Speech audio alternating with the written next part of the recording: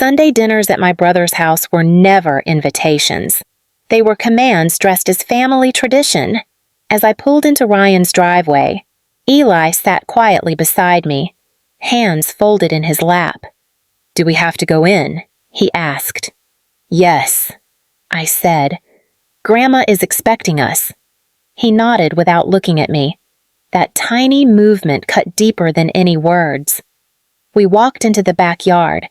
Ryan stood by the grill, chest out as if cooking chicken required heroism. "You made it," he said. "Only 10 minutes late this time. We're actually early," I replied. He smirked. "Not by my clock."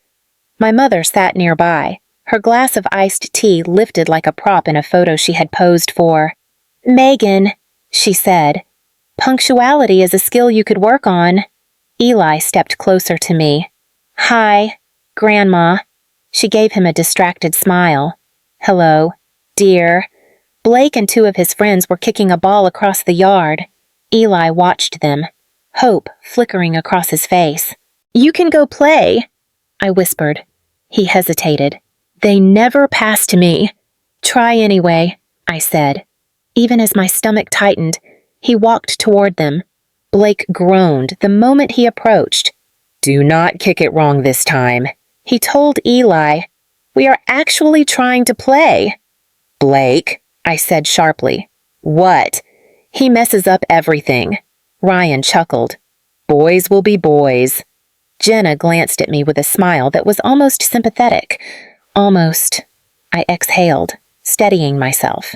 If only they knew how hard Eli tries.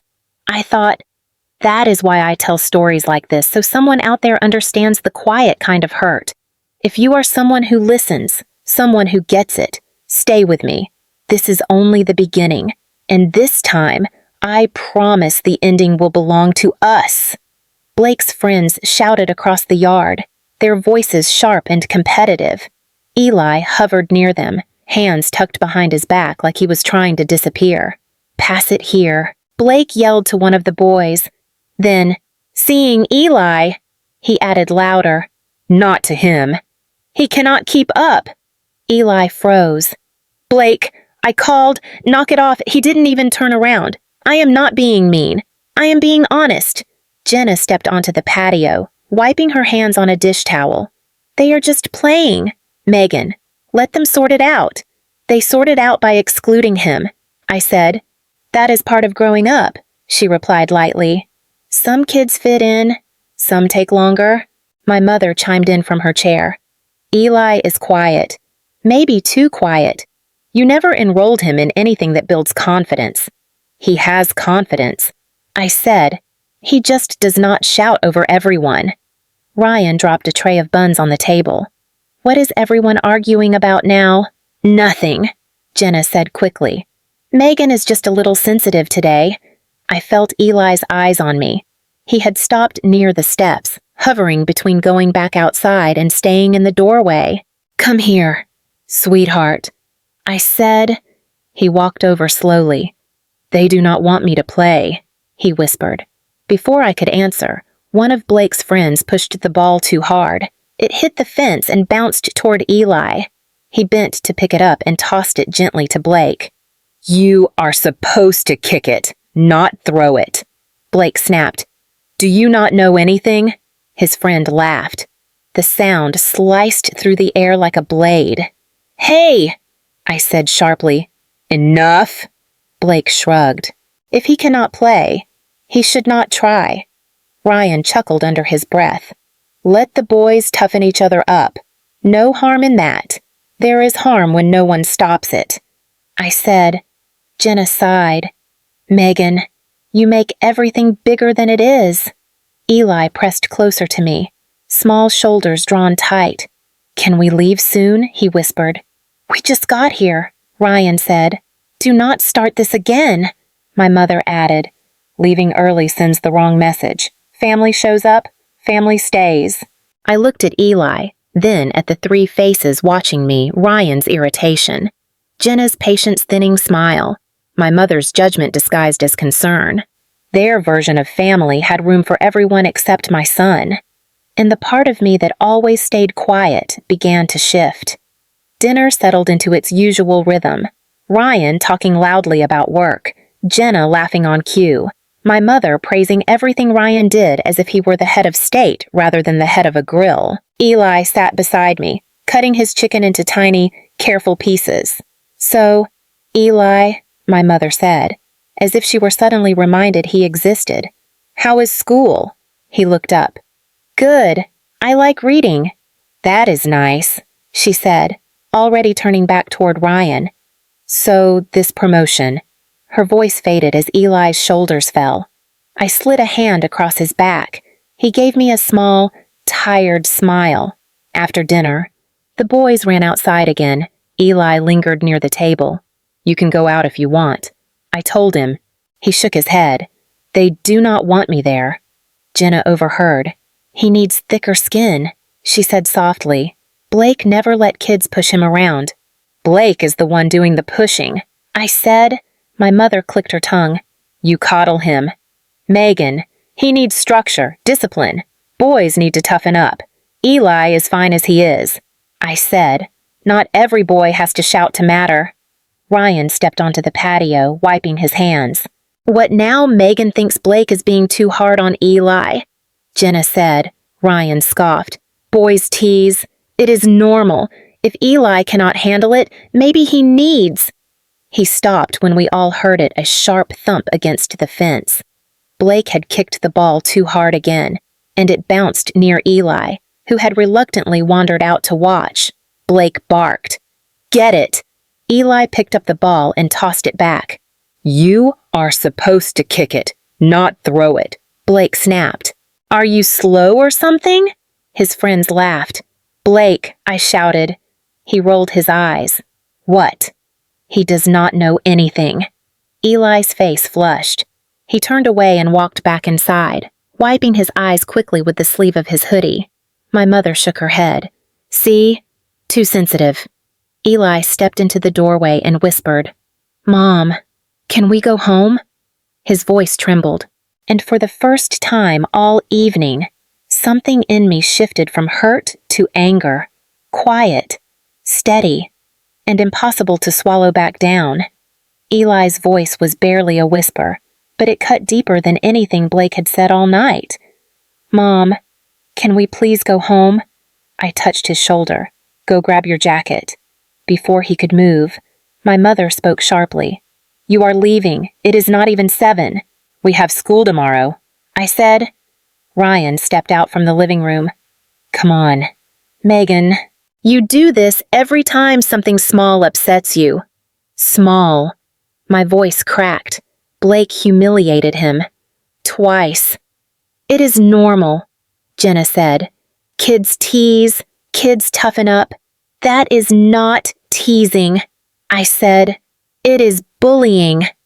My mother folded her arms. "He would not be such an easy target if you raised him to be stronger. He is strong," I said. "He just does not hurt people to prove it." Eli disappeared into the hallway, heading for the coat closet. I took my purse from the chair. "You are blowing this out of proportion," Ryan said. "And you have been minimizing it for years," I replied. We all turned when we heard footsteps Blake in the doorway, hair damp with sweat, face still flushed from running. He had heard everything. He leaned against the frame with a smirk. "Grandma, is Aunt Megan leaving because of me?" "No, sweetheart," my mother said. "Too quickly. Your aunt is just emotional tonight. I felt something inside me crack." Blake eyed me, then straightened. "Dad says you only come because you feel guilty." The room froze. "He says," Blake continued, voice rising, "that you are basically the family charity case." Jenna inhaled sharply. My mother stiffened. Ryan looked away, jaw tight. No one said, "Blake, that is not true." No one said, "Do not repeat that." Blake's lip curled. "Dad also says people like you should not sit at our table anyway." A sound behind me, Eli, standing with his jacket half zipped, staring at the floor. His face had gone pale. He had heard every word. I knelt down in front of him. "Eli," I whispered, "we are going home now." He looked up, eyes shining. "Why would he say you do not belong?" My throat tightened, because he is repeating something he should never have heard. "Behind me," Ryan said. "Megan, he is a kid. He does not know what he is saying. He knows enough," I said, "and he learned it from you." Jenna opened her mouth to defend him, then closed it. My mother looked everywhere but at me. I stood, took Eli's hand, and walked toward the door. No one tried to stop us. No one apologized. No one corrected Blake. Their silence was the loudest thing in the room. And as Eli pressed into my side, shaking slightly, the anger inside me stopped burning and turned into something colder, something unbreakable. Eli barely spoke on the drive home. His small hand rested in mine the whole way, his fingers curled tight, like he was afraid I might disappear if he let go. When we walked into our house, he didn't take off his shoes or drop his hoodie on the couch like he usually did. He stood in the hallway quietly. "Do you want a snack?" I asked gently. He shook his head. "Do you want to talk?" He hesitated. "Why does Uncle Ryan say you do not belong?" My throat tightened. Because sometimes grown-ups say cruel things when they think no one is listening. But Blake said it, and everyone heard. No one said to stop. "I know," I whispered. "Does Grandma think you are a charity case?" That broke something in me. I knelt and pulled him into my arms. "What they think does not decide who we are," I said. "You hear me?" He nodded against my shoulder, then whispered, "Can we not go back there anymore?" "We are not going back," I said. "Not ever." Eli finally relaxed. He let go of a breath he had clearly been holding for months. "Okay," he said. "Good." I tucked him into bed early. 2 stories, a soft nightlight, his favorite stuffed bear nestled under his arm. When his breathing turned steady, I stood in the doorway for a long moment, staring at him, and realized I had been protecting the wrong people for years.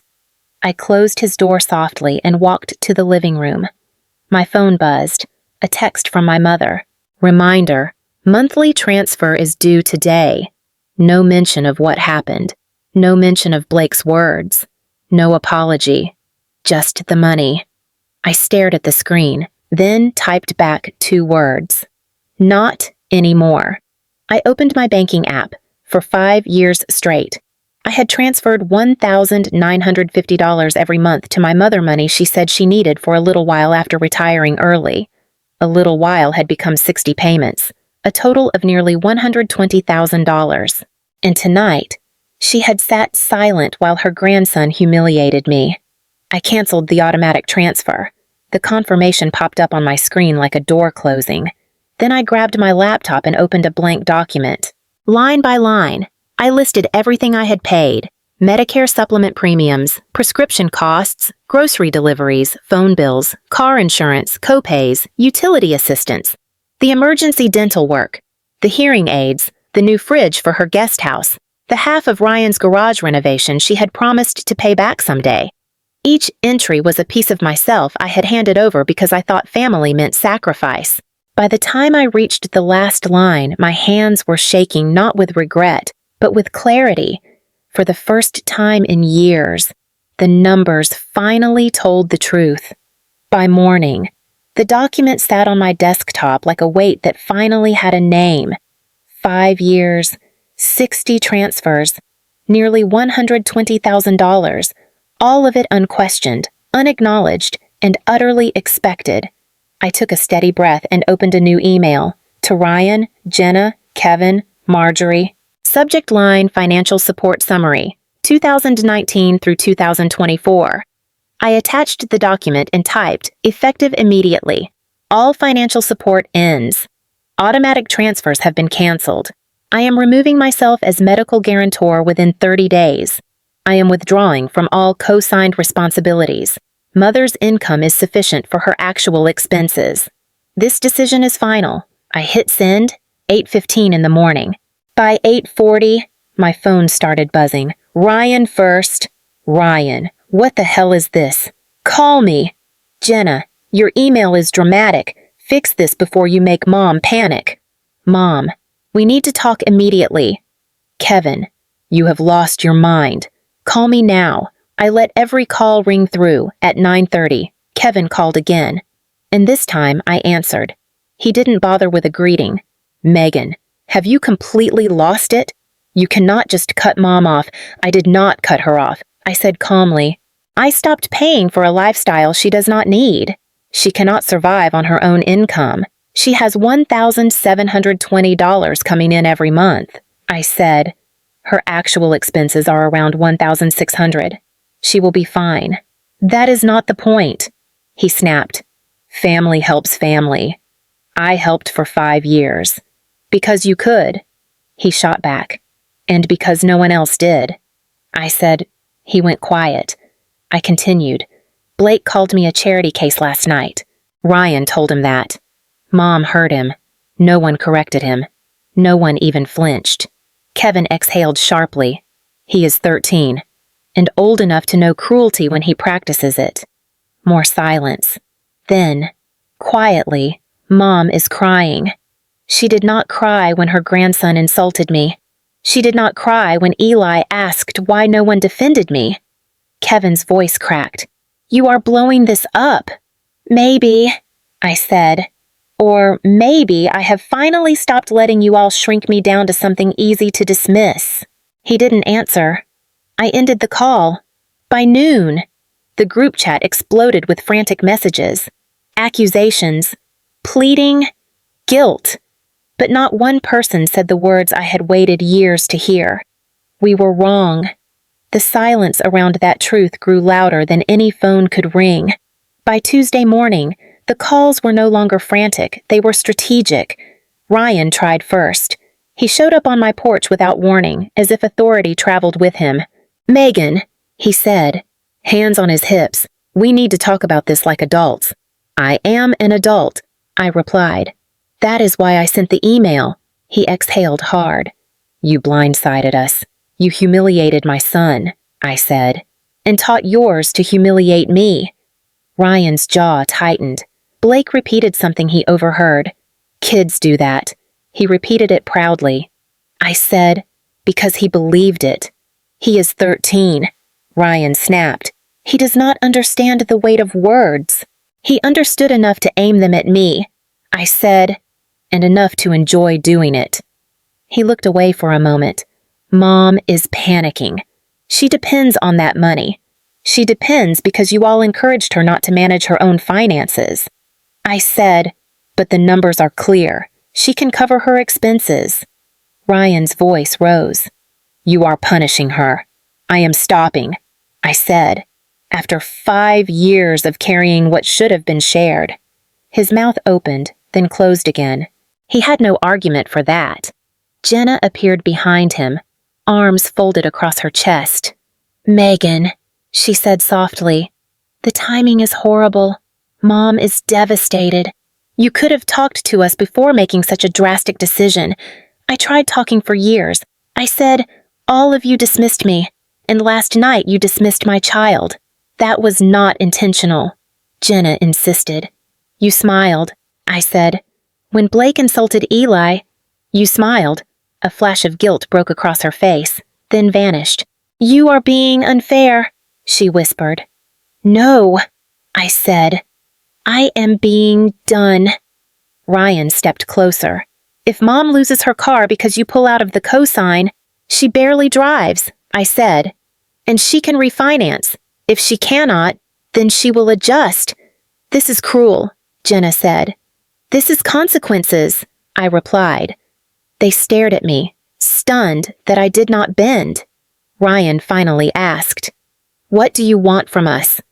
An apology. I shook my head. I want a family that does not treat me like a wallet. I want a nephew who does not get rewarded for cruelty. I want a mother who sees my son as more than a guest in her favorite child's home. Jenna swallowed. We cannot change everything overnight. You had years. I said, I am done waiting. The silence stretched between us, thick and unyielding. Finally, Ryan said quietly, You are choosing to break this family. No, I answered. I am choosing to stop breaking myself. I closed the door before either of them could respond. Behind it, my hands shook not from fear, but from the unfamiliar weight of finally holding the boundary myself. By the end of the week, the storm of messages slowed to a drizzle.